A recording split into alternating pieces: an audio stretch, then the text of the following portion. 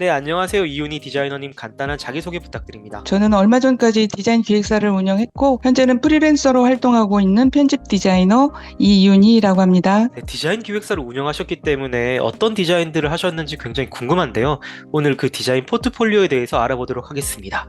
네, 우선 수량은 많지만 그래도 대표적으로 설명드리기에 좀 참고가 되실 만한 게 한 5가지 정도가 있어서 그거를 참고했고요. 저 같은 경우는 편집 디자인을 하면서도 제품 디자인을 하는 것만큼 사용성을 중요하게 생각하면서 디자인을 하고 있거든요. 어떤 물건이든지 간에 디자인을 해놓고 그 결과물이 나왔을 적에는 그 사용처하고 사용자가 정해져 있기 때문에 의뢰인의 입장에서 보거나 사용자의 입장에서 보거나 생산성이 높다라는 것은 그만큼 디자인을 잘했다라는 의미이기 때문에 그렇거든요. 그래서 사용성을 제일 중요하게 생각하는데 그 전형적인 예로 선거 홍보물이 있어요. 선거 홍보물 같은 경우는 모든 디자이너들이 쉽게 접할 수 있는 일은 아니지만 편집 디자이너가 하는 일에 대해서는 아주 전형적으로 보여주는 예거든요. 그래서 보통 선거 홍보물 같은 경우는 기획자가 있어서 기획자와 같이 디자인 기획을 처음부터 컨셉을 잡고 디자인을 만들고 처음부터 끝까지 같이 가는 경우와 혹은 이제 후보 입장에서 후보가 원고하고 사진을 다 그냥 알아서 찍어가지고 딱 던져주면서 디자인 좀 장성되게 해달라 이렇게 부탁하는 경우가 많아요. 그런데 이랬을 때 보통은 디자인의 역할이 더 중요한 부분이 후자죠. 그래서 이미 다 사진도 있고 원고가 있는 상태에서 디자인을 해야 되는 경우에는 굉장히 판단하기가 어려워요. 그래서 저 같은 경우 후보가 정해놓은 슬로건에 맞추는 거예요. 그래가지고 슬로건과 봤을 적에 가장 비슷하고 가장 연결하기 쉬운 이미지를 선택하는 것이 이제 디자이너의 역할이 되죠. 그래서 보여드리는 그 처음 예시 같은 경우는 수협 중앙회하고 수협은행 노동조합의 위원장 선거였어요. 근데 지난달에 있었던 건데 여기 같은 경우에는 슬로건이 책임지는 노동조합, 존중받는 조합원, 존중하는 조합이거든요. 그러니까 이거에 맞출 만한 디자인을 생각을 해야 되는데 일단 후보들 선거 같은 경우는 사진이거든요. 사진을 찍기 위해서 슬로건에 맞는 예시를 선택을 하고요. 사진 촬영을 할 때 그러면 이렇게 촬영을 해주세요라는 예시를 찾는 거예요. 그리고서는 그 예시를 갖다가 스튜디오에 가서 후보들 보러 이렇게 촬영해 오십시오 하면 촬영이 와요. 그러면 그 촬영이 성공적으로 이루어지면 이 다음부터는 디자이너가 사실상은 굳이 레이아웃을 고민할 필요가 없는 그 상황이 되는 거죠. 이게 보통 선거 홍보물의 디자인 방법이고요. 이 예시 같은 경우에 이분들은 당선되셨어요. 그래서 그 의도는 이거였어요. 보통은 노동조합이니까 머리에 빨간 띠 두르고 으쌰으쌰 하거든요. 그런 걸로 디자인을 하는데 그 직원들이 원하는 그 사항을 회사 측과 협상을 해야 되는 위치에 있는 게 노동조합이기 때문에 그 면을 생각을 했어요. 똑같이 머리에 빨간띠 두르고 외쳐야만 하냐. 그것이 아니라 협상을 좀 잘할 수 있겠다라는 이미지를 주는 게 어떨까. 이것이 제 디자인 의도였고 중점이었고 그렇게 해서 촬영이 된 그래서 디자인이 완성된 예시입니다. 협상을 잘하는 이미지를 좀 주기 위해 디자인을 하셨다고 하셨는데 이 디자인에서 협상을 잘하기 위한 이미지 포인트는 어떤 것들이 있을까요? 노동조합이기 때문에 일단은 옷을 바꿨어요. 그러니까 옷을 갖다가 정장으로 모두들 차려입고 그 다음에 자신감 있는 얼굴 표정과 그 다음에 한쪽은 또 일할 때는 보통 와이셔츠 차림으로 막 열심히 일하잖아요.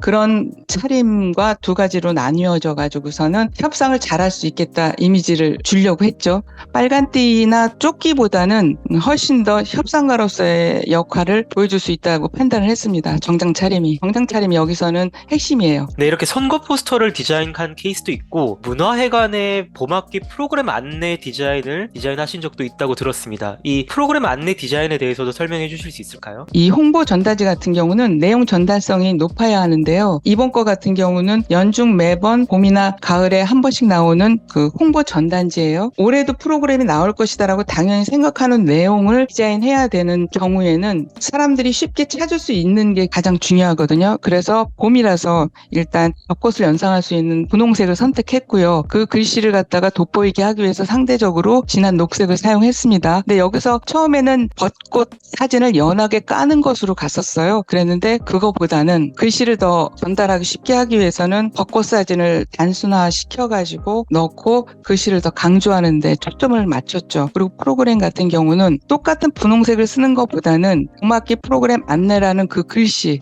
제목과 연결시키는 색깔로 통일을 했고요. 테두리를 굳이 저렇게 두껍게 준 이유는 자리가 비좁았을 텐데 이렇게 생각하실 수도 있는데, 사실은 읽으려고 하면 글씨가 작더라도 찾아서 읽게 되는 내용들 같은 경우는 집중력을 올리는 게 중요하거든요. 그래서 테두리를 좀 더 두껍게 해서 처리를 한 디자인 예시입니다. 말씀하신 것처럼 벚꽃 사진을 처음에 쓰려고 하니까 벚꽃 사진을 써버리면은 사진의 시선이 가지 제목의 시선이 가진 않거든요. 그렇기 때문에 오히려 좀 벚꽃을 단순화해가지고 포스터에 넣으신 것 같고, 또 두 네, 번째는 맞습니다. 이제 사실 이 종이 안에 수많은 글씨가 들어가면 테두리가 없는 게 조금 더 여백도 꽉 차게 좀 쓸 수 있고 글자 크기도 커지고, 이렇게 해서 차라리 테두리 없이 디자인하시는 분들 많은데, 그게 아니라 이렇게 중요한 내용, 그리고 두 번째 포스터 같은 뒷면의 포스터 같은 경우에는 어차피 첫 번째 면에서 고객들이 보고 관심을 가지고 네. 자세히 읽을 의도가 있기 때문에 네. 단순히 여백을 넓혀가지고 글자 크기를 키우는 것보다는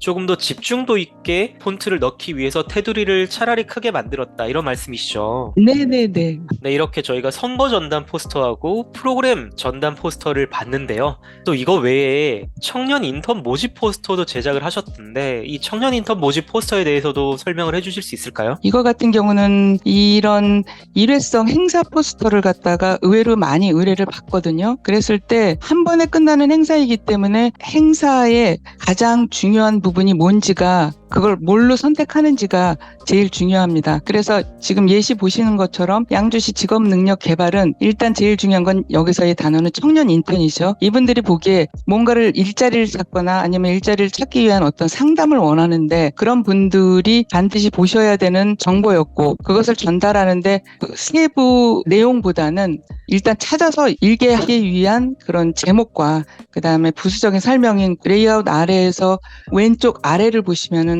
그 두 내용을 전달하는데 초점을 맞춘 내용이에요. 왜냐하면 이 두 개를 알면 분명히 나머지들은 찾아볼 거니까요. 일단 보게 만드는 게 제일 중요한 포인트니까 그렇게 해서 디자인을 한 거였고요. 아, 그러시면은 이 포스터에는 청년 인턴하고 왼쪽 네, 아래에 있는 2017년으로 시작되는 이 문장이 가장 중요하니까, 뭐 네, 네, 양주시 직업능력 개발 같은 경우에는 뭐 배경색하고 동일하다던가 하얀색으로 네, 폰트를 처리하고, 그리고 네, 청년 인턴을 조금 더 색의 대비가 되는 진한 핑크색으로 넣고, 그리고 네. 하단 아래의 글자를 차라리 하얀색이 아닌 좀 진한 파란색을 넣어가지고 주목도를 올린 디자인이라고 볼 수 있겠네요.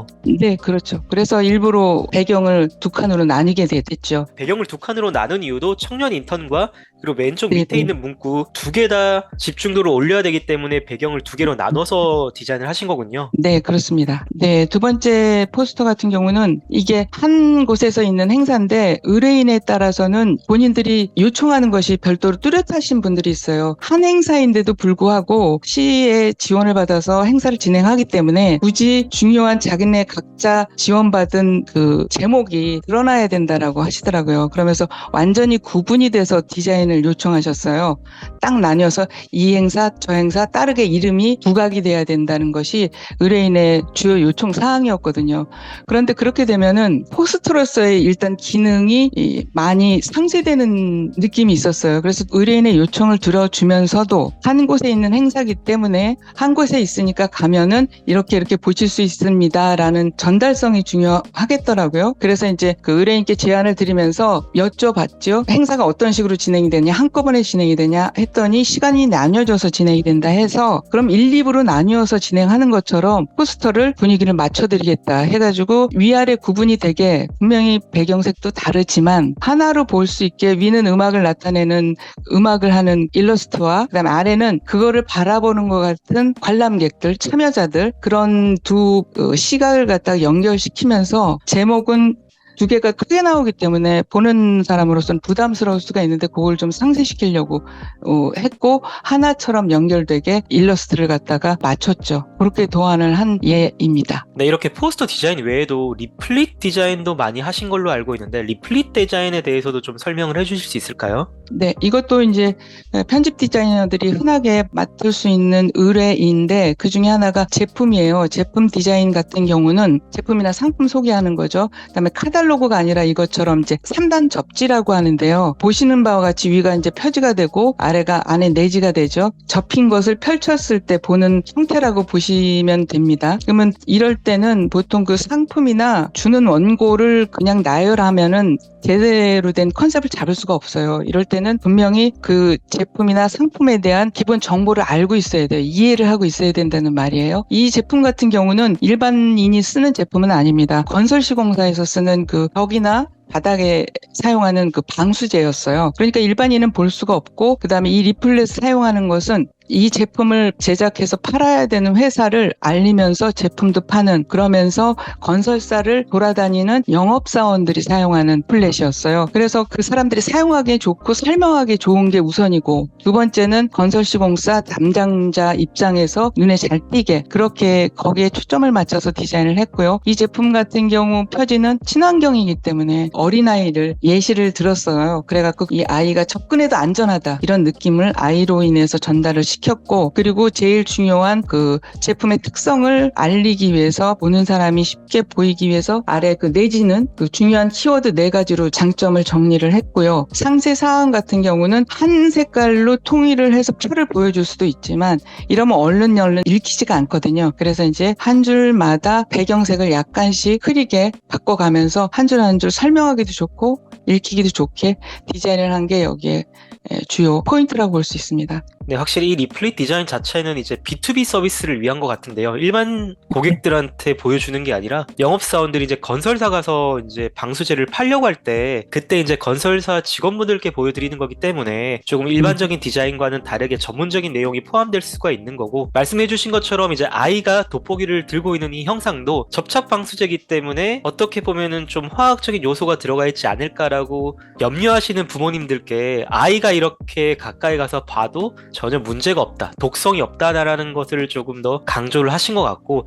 밑에 이제 보시면은 이제 4가지 장점이죠. 뭐 친환경이나 반영구 수명, 그리고 우수한 내구성, 간편한 시공 같은 4가지 키워드를 강조를 하고, 그 옆에는 이제 조금 더 자세하게 적어놨는데 단순히 표를 붙인 게 아니라 표의 한 줄 한 줄의 색깔을 좀 다르게 해가지고 각각의 문구들이 제대로 좀 눈에 잘 띌 수 있게 그렇게 디자인을 했다는 말씀이시죠. 네, 그렇습니다. 네, 마지막으로는 이렇게 리플릿 디자인 말고도 배너 디자인에 대해서도 많이 하셨다고 들었습니다. 이 배너 디자인에 대한 포트폴리오도 한번 소개해 주실 수 있을까요? 네, 보시는 예시 같은 경우는 행사장에 사용했던 건데 아이디어가 필요했던 일이라서 배너라고 선택을 했지 원래부터 배너를 의뢰받은 것은 아닙니다. 이렇듯이 어떤 일을 의뢰받았을 때 뭘 작업해야 되는지 디자이너 쪽에서 아이디어를 내야 되는 경우도 있거든요. 이거 같은 경우는 행사장에 필요하면서 나중에 처분까지도 생각해야 되는 상황이었어요. 거기다가 그 한쪽 벽을 다 장식을 해야 되는데 그 행사장 한쪽 벽을 다 장식하려면 예산이 맞춰지지가 않거든요. 그랬을 경우 거기를 활용하면서 장식성도 있으면서 그 다음에 행사 내용과 관련이 있으면서를 고민해야 했을 때 저희가 판단했을 때 생각해낸 것은 이게 로컬푸드 행사장이었거든요. 로컬푸드라고 하는 것이 지역에 있는 농가들과 지역민을 직접적으로 연결하는 행사장이었어요. 그러면은 우리 지역 내에는 이런 농가가 있구나라는 걸 보여주면서 장식성이 있으려면 어떤 게 좋을까? 그것은 이거였어요. 참여하는 농가들 한 30여 농가가 됐었거든요. 그 농가들을 하나씩 설명하면서 그것을 현수막으로 제작을 해서 한쪽 벽에 나란히 늘어뜨린다면 어떤 커튼 역할도 하고 장식 역할도 할 수 있겠다라는 생각이 들더라고요. 실제 그랬었고 그 중에 일부 디자인이거든요. 그러니까 포맷은 맞추되 각각의 농가들에 대한 그 설명, 주요한 정보 같은 경우는 구별을 해줬죠. 이미지로. 이런 식으로 해서 디자인을 한 예시입니다. 그렇게 이제 보통 이렇게 아이디어를 내야 되는 그 예시를 한번 보여드리고 싶었어요. 그러니까 배너해 주십시오라고 이렇게 일을 의뢰받는 것만 있지 않다라는 그거를 디자이너들이, 특히 편집 디자이너들 같은 경우는 알아야 하거든요. 그래서 이 예시를 갖다가 보여드리게 됐습니다. 네, 이렇게 오늘 포트폴리오를 다 봤는데요. 편집 디자이너를 꿈꾸는 취준생들이 포트폴리오를 만들 때 가장 유의해야 될 점이 있을까요? 제가 직원을 뽑아보면서 느꼈던 건데 한 3가지 정도가 말씀드리고 싶은 게 있거든요. 우선 제일 먼저는 꼭 본인이 직접 한 작업물이어야 하는 게 가장 중요한데 팀 작업이 아닌 것. 예를 들면 이런 겁니다. 내가 했습니다. 그 팀에 소속이 돼서 했기 때문에 이건 직접 제가 한 겁니다 하는 팀 큰 작업물은 제외하고 자기 혼자 모든 것을 한 작업물만을 추천드립니다. 왜 이것이 중요하냐면 일을 해본 적이 없는 사람이 와서 면접을 보면서 일을 시켜달라고 하는 거거든요. 그러면은 직원을 뽑아야 되는 입장에서는 그 친구를 봤을 적에 본인이 해본 적도 없는 일을 갖다가 얹어줬을 때 이만큼 해낼 수 있겠구나 보여줄 수 있는 것은 포트폴리오밖에 없거든요. 그렇기 때문에 팀 작업이 너무 많은 포트폴리오 같은 경우는 제 개인적으로 저 같은 경우는 좀 배제를 하는 편이었어요. 그래서 유의점으로 말씀드리고 싶었던 첫째는 반드시 직접 본인이 해야 되는 거고 혼자 모든 것을 다 한 것을 물로 만들었으면 좋겠다라고 말씀드리고 싶고, 두 번째로는 디자인 종류입니다. 간혹 보기는 좋은데 예를 들면 본인이 좋아하는 아이돌이나 아니면 패션 잡지에 있는 브랜드 페이지 같은 보기 좋은 레이아웃으로만 된 것을 모두 포트폴리오로 채워오시는 분들이 간혹 계셔요. 그것은 저 같은 경우도 배제를 하는데 그 이유는 그런 일을 하게 되지를 않아요. 실제 나갔을 적에 이런 일을 해볼 만하다라는 걸로 채우시기를 추천드립니다. 그게 우선은 이런 리플렛이라든지 아니면은 어떤 그 회사를 안내하는 내용도 좋고 그 가이드북 같은 것이 있어요.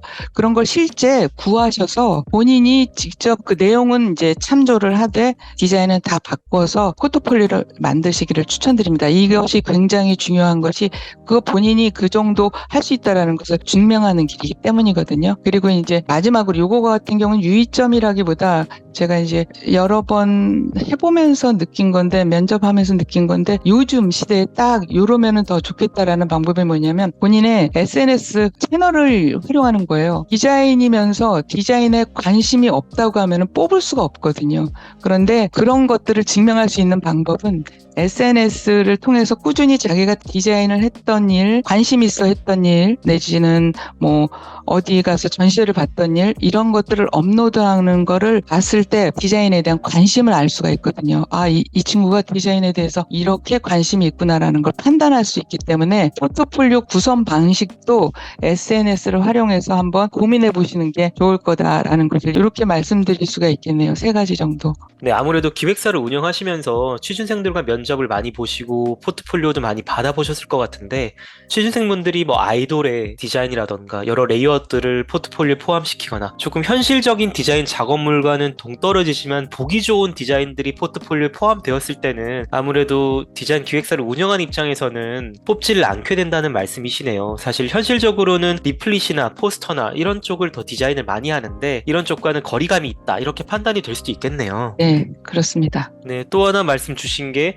SNS를 활용하는 법이라고 말씀 주셨는데, 단순히 네. 우리가 취준생을 판단하기에 이력서하고 취업 포트폴리오만으로는 디자인에 대한 관심사를 충분히 파악하지 못하니 본인이 갖고 있는 소셜 미디어에 디자인 관련된 내용들을 넣는다던가 아니면 본인이 디자인한 것들을 SNS에 많이 올려두면 그게 콘텐츠가 축적이 돼가지고 디자인에 대한 관심도를 드러낼 수 있는 하나의 수단이 될 수 있다, 이렇게 볼 수도 있겠네요. 네, 그렇죠. 네, 마지막으로 신입 디자이너들이 디자인을 할 때 가장 유의해야 될 점이 있을까요? 네, 이거 같은 경우는 한 가지라고밖에는 말씀드릴 수가 없는데 반드시 필요하기도 하다라는 생각이 들었던 게 뭐냐면, 내가 지금 해야 하는 디자인 결과물은 결국은 인쇄물이 많거든요. 편지 디자이너 같은 경우는 그 인쇄물이 어떻게 사용될지를 알고 어떤 곳에 놓여지거나 어떤 사람이 이것을 어떻게 사용할 것이다라는 것을 파악하는 것이 맡겨진 일을 잘할 수 있는 방법입니다. 신입 디자이너라면 실무를 처음 시작했다는 거거든요. 그러면은 실무에 뛰어들었을 때 처음 생각하실 것은